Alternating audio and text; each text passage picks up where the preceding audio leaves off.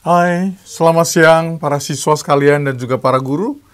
Hari ini kita akan membahas tentang pengaruh gravitasi terhadap gerak benda. Jadi sesi ini adalah kira-kira menjembatani antara kinematika dengan dinamika. Ya, nanti di kelas 8 kalian akan belajar tentang dinamika, yaitu penyebab gerak, yaitu gaya. Ya. Nah, kita lihat di sini bagaimana gravitasi berpengaruh terhadap gerak benda. Ya. Pertanyaannya, apakah pengaruh gravitasi terhadap setiap benda yang ada di dekat permukaan bumi atau semua planet yang lain? Ya. Gravitasi merupakan gaya tarik planet terhadap benda-benda yang berada dalam pengaruhnya. Jadi kita mengenal istilah medan gravitasi, itu adalah tempat di mana terasa pengaruh gravitasi dari suatu planet. Kita fokuskan kepada bumi, ya. Nah, gaya gravitasi salah satu contoh gaya non-kontak, gaya yang bisa bekerja meskipun tidak ada sentuhan dengan benda yang dikenai gaya. Itu dikenal dengan nama gaya medan atau gaya non-kontak, ya. Nah, arah gaya gravitasi bumi adalah menarik ke arah pusat sumbu bumi. Atau dalam gambar umum, karena kita di bumi yang kita rasakan sebagai datar, ya, gaya gravitasi tegak lurus terhadap permukaan bumi. Ya, jadi dimanapun gaya gravitasi selalu menarik ke arah bumi, tegak lurus terhadap permukaan bumi. Ya, nah, berapa besarnya gravitasi dan bagaimana kaitannya pertumbuhan gerak? Kelas 8 kalian akan dapatkan bahwa gaya gravitasi besarnya adalah sebesar massa benda dikalikan sebuah konstanta disebut percepatan gravitasi. Nah, kita belum ke sana, ya, tapi kita tahu bahwa besarnya gravitasi akan tergantung kepada massa benda yang berinteraksi dengan bumi. Nah, yang menjadi pertanyaan, kalau dia tergantung pada massa benda, apakah benda dengan gaya gravitasi yang besar atau seringkali kita sebut benda berat akan lebih cepat atau lebih lambat geraknya dibanding benda yang memiliki gaya gravitasi yang kecil atau benda yang ringan? Kalau mereka dijatuhkan bersama, mana yang jatuh lebih dulu? Ya, itu pertanyaan yang menarik untuk kita kaji. Mari kita lihat peragaan sederhana berikut ini. Ya, jadi saya punya dua buah benda, ya. Ini adalah botol aqua yang saya bungkus. Ini adalah sebuah selotip yang berongga di tengahnya. Masanya jelas berbeda sekali. Saya akan coba untuk timbang dan menimbang beratnya. Botol aqua ini beratnya 198 gram. Oke, anggaplah 200 gram, ya. Sedangkan isolasi ini beratnya 18,7 gram. Jadi sekitar 1/10-nya. Mereka berbeda sekali, ya. Nanti saya akan juga mencoba sebuah benda lain, ya, lempengan plastik yang beratnya 9 gram. Nah, kita akan coba bagaimana kalau mereka kita jatuhkan bersama. Pertama dua benda ini, ya. Yang satu besar, satu kecil, satu berat, satu ringan. Ya, kita akan lihat.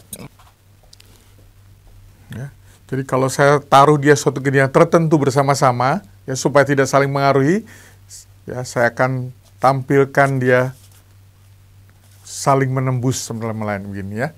Nah, mari kita saksikan kalau dia kita jatuhkan bersama.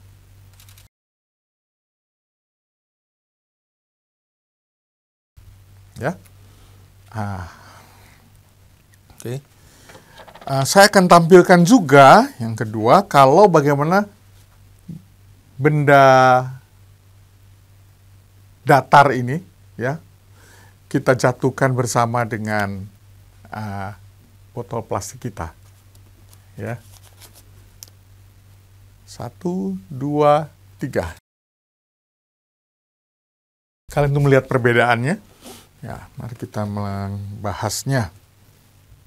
Nah, dari gambaran yang kita dapatkan, itu kita akan lihat bahwa benda yang datar ini ternyata memiliki kecepatan yang berbeda. Ya, ini kenyataan yang sehari-hari kita bayangkan. Benda ringan jatuh belakangan. Ya, nah pertanyaannya kenapa dalam sehari-hari kita kok rasanya berbeda gitu ya. Benda yang berat jatuh lebih cepat daripada benda yang ringan. Ya, tapi dengan kedua benda ini tadi kita rasakan hal yang berbeda kan. Nah, kenapa demikian? Itu adalah suatu persepsi yang salah. Dalam fisika, hal itu disebut dengan nama miskonsepsi. Jadi konsep dasar yang salah, persepsi karena kita sehari-hari melihat bahwa benda ringan jatuh belakangan. Kenapa demikian? Yang terjadi sebenarnya adalah ada pengaruh dari gaya lain yang bukan gaya gravitasi, yang dikenal dengan nama hambatan udara, karena udara akan menghambat semua benda yang jatuh di atasnya. Nah, kedua benda merasakan hambatan udara, tapi benda yang ringan, persentase hambatan udaranya jadi akannya lebih besar, karena bendanya ringan kan, jadi hambatan udara akan jauh lebih berperan pada benda yang ringan. Sehingga biasanya benda yang ringan lebih cenderung bergerak lebih lambat. Itu sih alasannya.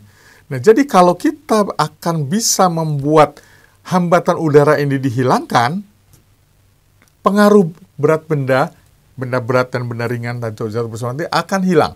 Keduanya akan jatuh bersama.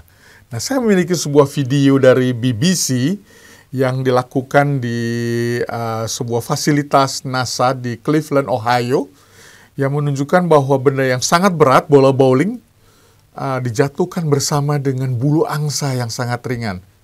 Dan tanpa hambatan udara mereka ternyata bisa jatuh bersama. Kita akan lihat video tersebut sesaat ya. Jadi video ini saya ambil dari BBC 2 YouTube ya.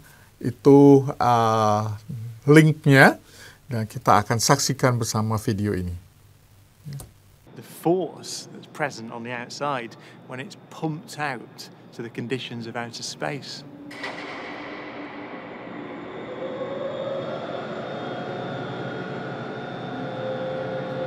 Galileo's experiment was simple. He took a heavy object and a light one and dropped bola them at the bowling same time to dan see which fell fastest. bulu angsa dia bawa ke atas sejauh 6 tingkat gedung dan dijatuhkan bersama. Tampak jelas bulu angsa jatuh belakangan, bola bowling jatuh Now sangat in this cepat. case, the feathers fell to the ground at a slower rate than the bowling ball because of Kenapa air resistance. bulu jatuh lebih lambat?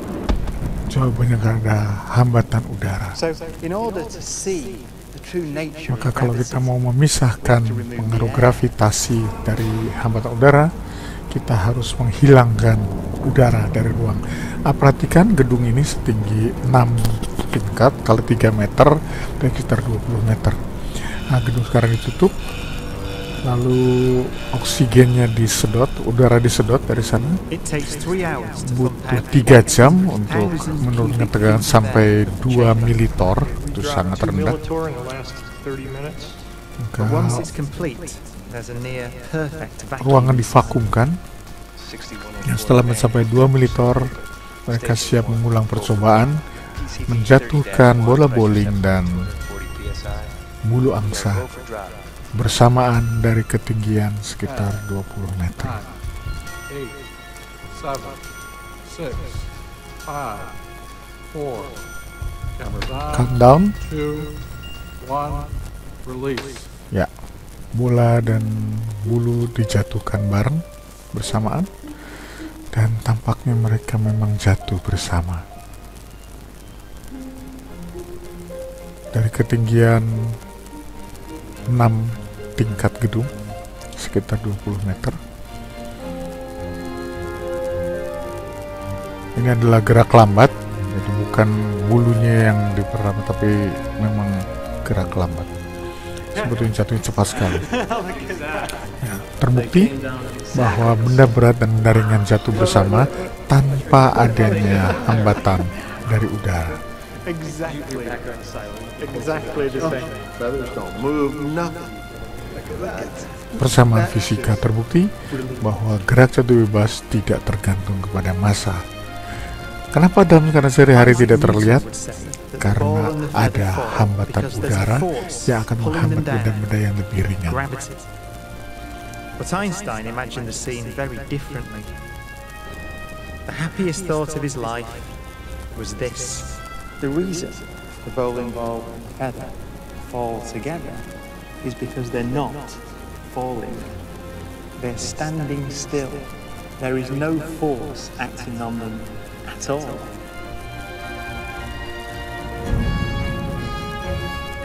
He reasoned that if you couldn't see the background, there'd be no way of knowing that the ball and the feathers were being accelerated towards the earth. So he concluded they weren't. Oke. Masalah kedua yang akan kita bahas saat ini adalah bagaimana dengan trajektori yang berbeda. Ya, jadi kalau kita membuat dua buah benda bergerak dalam kondisi berbeda, yang satu bergerak pada arah vertikal dan yang satu bergerak dengan kecepatan awal mendatar, lalu bagaimana gerak mereka waktu menuju ke bumi. Gambarannya kira-kira seperti ini. Yang satu bergerak vertikal, yang satu menjadi gerak ke kanan tapi juga ke bawah. Kita sebut dengan nama gerak projektil atau gerak parabola. Kita akan melakukan percobaan ini untuk menampilkan kira-kira bagaimana hasil kecepatan kedua bola ini pada saat mereka diberikan kecepatan ke samping yang satu dan tarikan gravitasi ke bawah tanpa kecepatan awal untuk bola kedua. Kita akan lihat sebentar. Ya. Saya akan melepas kedua bola bersama-sama, satu ke depan dan satu ke samping.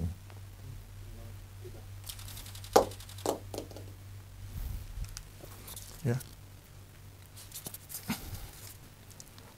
Oke. Tidak persis memang, karena percobaan saya sangat sederhana. Ada kemungkinan waktu melepaskan tangan saya kurang baik, tapi kita lihat perbedaan ketinggian mereka dari awal sampai akhir cenderung sama. Jadi kedua benda memiliki kecepatan vertikal yang sama.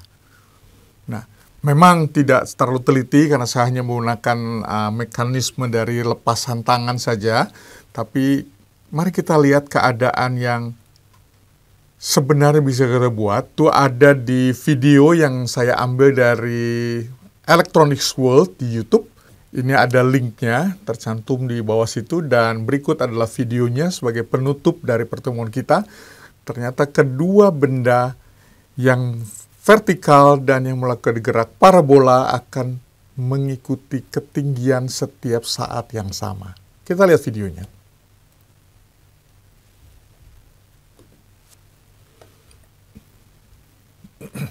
Oke, kita pikirkan bagaimana kalau ada dua bola kita lemparkan, satu vertikal dan yang lain mempunyai kecepatan horizontal pada awalnya. Ya, apa yang sama dari lintasan kedua bola ini? Perhatikan ketinggian masing-masing bola setiap waktu. Ternyata ketinggian tiap bola pada tiap saat sama. Ya. Kecepatan rata dari kedua bola selalu sama.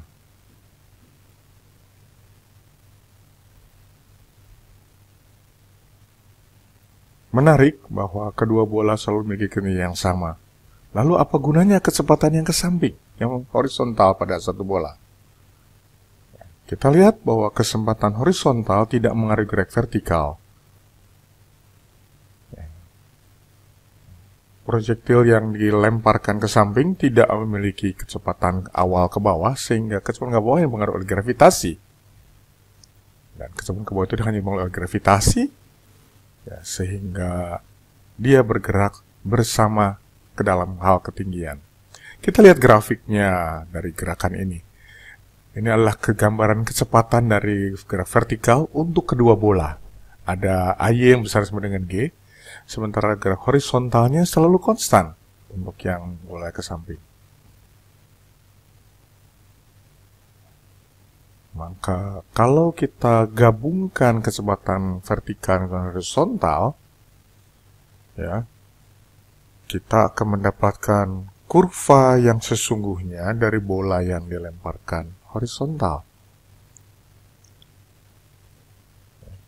Jadi, setiap saat kecepatan berubah karena kecepatan vertikalnya berubah, padahal kecepatan horizontalnya tetap. Maka terjadilah bentuk parabola.